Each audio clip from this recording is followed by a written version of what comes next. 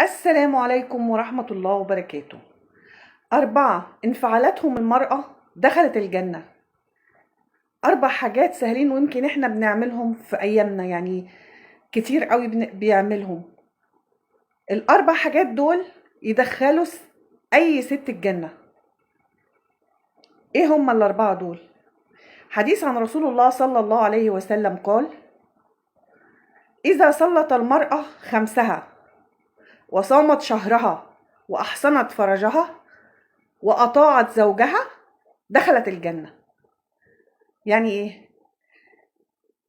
إذا صلت 5 اللي هم ال5 صلوات تحافظ عليهم في أوقاتهم، وصلت شهرها اللي هو شهر رمضان. وطبعا كتير، مش كتير، كلنا بنصلي ال5 وبنصوم رمضان.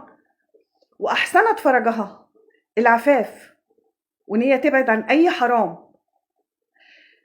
وأطاعت زوجها، طاعة الزوج. في أمثلة كتير وناس بالبلدي كده تقولك إن طاعة الزوج من طاعة الرب. والست اللي زوجها بيرضى عليها بتدخل الجنة. فطاعة الزوج حاجة مهمة جدا. وهي الأيام دي في مشاكل كتير وطلاقات كتير وي وي وي.